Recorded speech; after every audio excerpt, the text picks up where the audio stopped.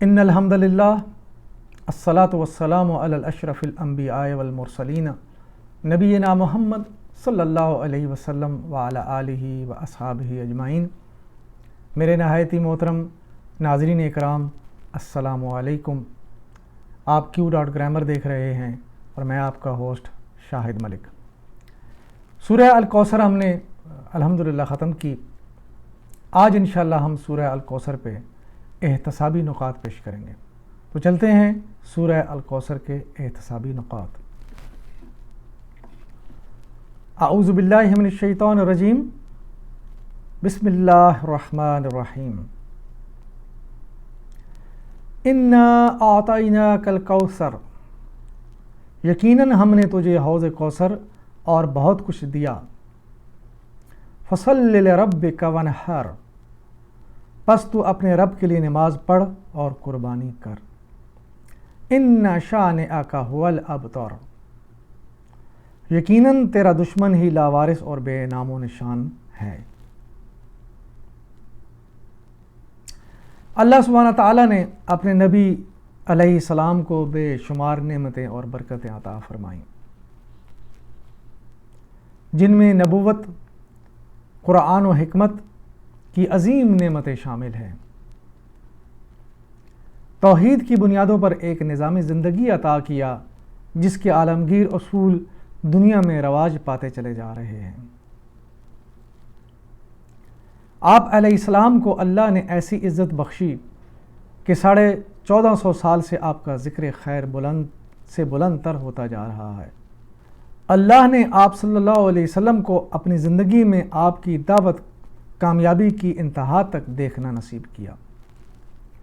یہ نبی اکرم صلی اللہ علیہ وسلم پر اللہ کا بڑا کرم ہے کہ ہم تاریخ انبیاء دیکھتے ہیں جب تو جتنے بھی انبیاء آئے ہیں، ہر نبی نے اللہ تعالیٰ کی طرف لوگوں کو بلایا، اللہ کے نظام کو قائم کرنے کی کوشش کی، لیکن کامیابی کی جو انتہا نبی اکرم صلی اللہ علیہ وسلم کو نصیب ہوئی وہ کسی دوسرے نبی کو نصیب نہیں ہوئی۔ آپ صلی اللہ علیہ وسلم نے 23 سالوں میں مختصر وقت کے اندر پورا نظام زندگی قائم کیا اور پورے عرب کو دعوت کے ذریعے اللہ تعالیٰ کی بندگی میں لے آئے۔ یہ بہت بڑی کامیابی ہے۔ اللہ سبحانہ تعالیٰ نے ان ساری کامیابیوں کا ذکر جو ہے نبی اکرم صلی اللہ علیہ وسلم سے فرمایا کہ اللہ تعالیٰ نے آپ کو رحمتیں اور برکتیں نازل فرمائی ہیں۔ اور آگے دیکھیے، آپ صلی اللہ علیہ وسلم کے دشمنوں کا نام و نشان مٹ گیا، مگر آپ صلی اللہ علیہ وسلم کا نام تا قیامت سربلند ہو گیا۔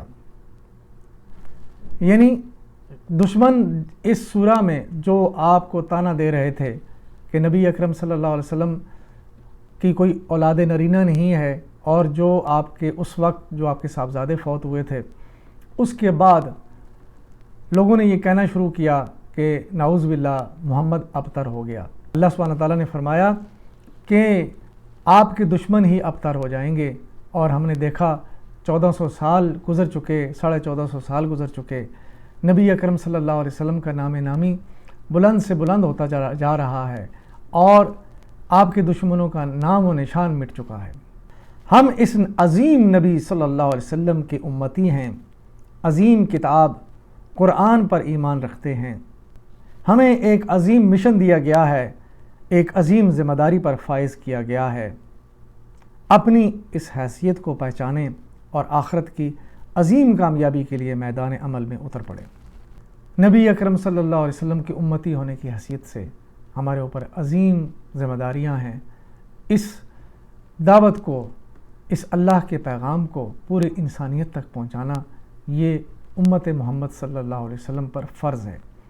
اللہ سبحانہ تعالیٰ نے قرآن پاک میں فرمایا، کنتم خیر امت اخرجت للناس تأمرون بالمعروف وتنہون عن المنکر وتؤمنون باللہ، کہ تم ایک عظیم امت ہو، خیر والی امت ہو، جو لوگوں کے لیے نکالی گئی ہے، جو لوگوں کو بھلائی کی دعوت دیتے ہیں، برائی سے روکتے ہیں اور اللہ پر ایمان لاتے ہیں۔ تو یہ عظیم ذمہ داری اس امت پہ ہے، اور الحمدللہ امت میں سے فرداً لوگ اٹھے اور انہوں نے الحمدللہ اس دین کو ہم تک پہنچایا۔ ضرورت اس بات کی ہے کہ اجتماعی طور پر اس خیر کار کو انجام دیا جائے۔ آگے چلتے ہیں احتسابی نکات۔ فَصَلِّ لِرَبِّكَ وَانْحَرْ، پس تو اپنے رب کے لیے نماز پڑھ اور قربانی کر۔ ہمیں اللہ نے جو نعمتیں عطا کی ہیں ان کا ادراک کریں، اور سب سے پہلے ایمان۔ الحمدللہ علی نعمت الایمان، اللہ تعالیٰ کا ہم شکر ادا کرتے ہیں کہ جس رب نے ہمیں ایمان کی دولت سے نوازا اور یہ نعمت ہمیں عطا فرمائی۔ دوسرے نمبر پہ ہے امن کی زندگی، بہترین رزق، نمازیں، حج عمرہ کی سعادتیں اور بے شمار نعمتیں اور برکتیں۔ دیکھیں اس میں جو امن کی زندگی ہے یہ سب سے اعلیٰ ہے، بہت بڑی اللہ کی نعمت ہے۔ آج اس دور میں دیکھیں ہماری آنکھوں کے سامنے قومیں جو ہیں وہ امن سے بدحالی میں چلی گئیں، اور کچھ قومیں ایسی ہیں جو پچھلے 50-60 سالوں سے بدحالی کی شکار ہیں۔ جیسے افغانستان کی زندگی، ایک بچہ پیدا ہوتا ہے 60 سال کا ہو جاتا ہے اور وہ حالت جنگ میں ہے۔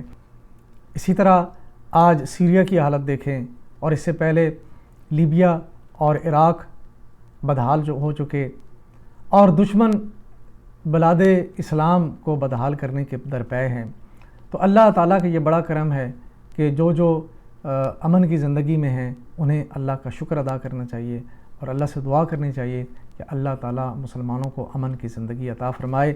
بہترین رزق ہے ہمارے پاس، ہمیں اللہ نے نمازیں پڑھنے کی سعادت عطا بخشی اور حج عمرہ کی سعادتیں عطا فرمائیں، یہ بڑی نعمتیں ہیں۔ تو ان ساری نعمتوں اور برکتوں کے بدلے ہم اپنی بندگی رب اور اللہ کے دین کی خاطر قربانی کا خود جائزہ لیں کہ ہم کس قدر اللہ کے دین کو سربلند کرنے کے لیے کوئی قربانی پیش کر رہے ہیں کہ نہیں، کچھ تگ و دو کر رہے ہیں، کچھ ہمارے دل میں ہلچل ہے، کچھ ہمارے دل میں اس کی تڑپ ہے، تو یہ ہمیں اس کا جائزہ لینا ہے۔ یہ اس سورہ کا احتسابی نقطہ ہے جسے ہم نے سوچنا ہے، سمجھنا ہے۔ آگے دیکھیں، صحیح مسلم کی حدیث نمبر ہے 5974، نبی اکرم صلی اللہ علیہ وسلم کا ارشاد ہے، میں حوض کوثر پر تمہارا پیش رو ہوں گا، میرے پاس تم میں سے کوئی اس طرح نہ آئے کہ اسے مجھ سے دور دھکیلا جا رہا ہو، جس طرح بھٹکے ہوئے اونٹ کو ریوڑ سے اور دور دھکیل دیا جاتا ہے، اور میں پوچھوں گا یہ کس وجہ سے ہو رہا ہے، تو کہا جائے گا آپ نہیں جانتے انہوں نے آپ کے بعد دین میں کیا نئے نئے کام جو ہے نکالے تھے، تو میں کہوں گا دوری ہو ان کے لیے۔ نبی اکرم صلی اللہ علیہ وسلم نے اپنی زندگی میں ہمیں اس بات سے جو ہے انتباہ کیا اور اس بات کا ہمیں اس سے خبردار کیا کہ میرے بعد اگر تم نے دین میں تبدیلی کی اور نئی نئی چیزیں اس میں داخل کر دیں، پھر حوض کوثر پر جب تم میرے پاس آ رہے ہوگے تو تمہیں مجھ سے دور کر دیا جائے گا۔ اور نبی صلی اللہ علیہ وسلم فرماتے ہیں کہ میں پوچھوں گا یہ تو میرے صحابی ہیں، یہ تو میرے امتی ہیں، دونوں طرح کی احادیث ملتی ہیں۔ تو آپ صلی اللہ علیہ وسلم سے کہا جائے گا کہ یہ وہ لوگ ہیں جنہوں نے آپ کے دین کے بعد تبدیلیاں کی، اس میں نئی نئی چیزیں داخل کر دیں، تو آپ فرمائیں گے دور ہو جائیں یہ مجھ سے۔ تو سوچئے کہ اگر ہم نے ایسے اعمال کیے اور اگر ہم نادانی یا انجانے میں اپنے مروجہ جو رسومات بنی ہوئی ہیں ان میں شامل ہو کر دین میں وہ جو نئی نئی رسمیں قائم کر دی گئی ہیں ان کو ہم کریں گے، تو پھر یہ کتنا بڑا نقصان ہے۔ قیامت کے روز جس شخص کو نبی اکرم صلی اللہ علیہ وسلم کے مبارک ہاتھوں سے حوض کوثر پینا نصیب ہو جائے گا، وہ شخص جنت میں جانے تک پیاسا نہیں ہوگا، اسے ذرا بھی پیاس نہیں لگے گی، اور یہ حوض کوثر پینا اس بات کا ثبوت ہے کہ وہ شخص یقیناً جنت میں جائے گا۔ تو اپنے دنیا کے معاملات کو دیکھیں کہ ہم کہیں بھول چوک کر، کہیں انجانے میں اور کہیں اپنی جو ہے وہ فرقہ بندی میں پڑھ کر ایسے اعمال نہ کریں کہ جو ہمیں روز قیامت اس بات میں رسوائی کا سبب بنے ہمارے لیے، اور وہاں ہمیں نبی اکرم صلی اللہ علیہ وسلم کے مبارک ہاتھوں سے یہ جام شیریں پینا نصیب نہ ہو اور ہمیں دور کر دیا جائے۔ اللہ تعالیٰ سے ہمیں امید ہے کہ ہم انشاءاللہ وہ کام کریں گے جو قرآن اور سنت سے ثابت ہیں اور جو نبی اکرم صلی اللہ علیہ وسلم اور آپ کے اصحاب نے کر کے دکھائے ہیں، تاکہ ہماری آخرت جو ہے وہ سنور جائے۔ دنیا کی تگ و دو تو یہی ہے کہ اللہ انسان سے راضی ہو جائے، تو اللہ کی رضا کی خاطر ہمیں وہی کام کرنے ہیں جو آپ صلی اللہ علیہ وسلم نے تعلیم فرمائے ہیں۔ اس حدیث کے سننے کے بعد ہمارا طرز عمل کیسا ہونا چاہیے؟ دیکھ لیجئے، کچھ بات تو میں نے آپ کے سامنے رکھ دی، کچھ اور باتیں ہیں کہ سب سے پہلے ہمیں دعا کریں ہم کہ اللہ اپنے فضل و کرم سے نبی اکرم صلی اللہ علیہ وسلم کے مبارک ہاتھوں سے ہمیں حوض کوثر کا پانی پلانا نصیب کرے۔ اس کے لیے ہمیں قرآن و سنت کا علم حاصل کرنا ہوگا اور بدعات سے بچنا ہوگا، وہ ہمیں سیکھنے ہوں گے، یعنی قرآن اور سنت کو ہمیں سیکھنا اور سمجھنا ہوگا، اور بحیثیت امت مسلمہ ہمیں وہ کام کرنا ہے جس کے بدلے میں اللہ نے ہم سے جنت کا وعدہ فرمایا ہے، یعنی لوگوں کو اللہ کی دین کی دعوت دیں، اندھیروں سے نکال کر روشنی میں لائیں۔ آئیے آج اللہ کے حضور اپنے آپ کو پیش کریں اور زندگی کو با مقصد بنائیں۔ یہ اس سورہ کا پیغام ہے کہ اگر ہمیں جنت میں جانا ہے اور اگر ہمیں دنیا میں کامیاب ہونا ہے تو ہمیں اللہ کے دین پہ خود پہلے عمل کرنا ہوگا، سیکھنا ہوگا، اور صحیح جو ثابت شدہ چیزیں ہیں ان پہ عمل کرنا ہوگا اور پھر ان کو لوگوں تک پہنچانا ہوگا۔ یہی کامیابی کا رستہ ہے، اسی کے لیے اللہ سبحانہ تعالیٰ نے کامیابی کے سرٹیفکیٹ عطا فرمائے ہیں، اور فرمایا کہ وَلْتَكُمْ مِنْكُمْ أُمَّةٌ يَدْعُونَ إِلَى الْخَيْرِ يَأْمُرُونَ بِالْمَعْرُوفِ وَيَنْهَوْنَ عَنِ الْمُنْكَرِ وَأُولَٰئِكَ هُمُ الْمُفْلِحُونَ، کہ تم میں سے ایک پہلے تو بتایا کہ پوری امت کا یہ فرض ہے، لیکن جب پوری امت یہ کام نہ کر رہی ہو تو فرمایا کہ تم میں سے کچھ لوگ تو ایسے ہونے چاہیے کوئی یہ کام کریں، لوگوں کو بھلائی کی طرف بلائیں اور برائیوں سے روکیں، یہی فلاح والے لوگ ہیں۔ تو اس کام کے کرنے میں اللہ تعالیٰ نے فلاح کا سرٹیفکیٹ عطا فرمایا۔ قیامت میں جو ہے کامیابی اور جنت کے حصول کے سرٹیفکیٹ اسی کام کے لیے اللہ تعالیٰ نے فرمائے ہیں، ہمیں بتائے ہیں۔ تو ہم اللہ کے حضور اس بات کا دعویٰ کرتے ہیں کہ میری زندگی کا مقصد تیرے دین کی سرفرازی، میں اسی لیے مسلمان، میں اسی لیے نمازی۔ اللہ سے دعا ہے کہ اللہ تعالیٰ ہمیں اس دعویٰ پہ ثابت قدم رکھے اور ساری زندگی جو اللہ نے جتنی بھی سانسیں باقی رکھی ہیں یہ کام کرنے کی توفیق عطا فرمائے۔ اللہ کے دین کو سربلند کرنے کے لیے ہمیں اللہ تعالیٰ قبول کر لیں ہمارے اس سعی کو، اور ہمارے لیے اس کو آخرت کا توشہ بنائے، اور ہمارے مرنے کے بعد اس کو ہمارے لیے صدقہ جاریہ بنائے۔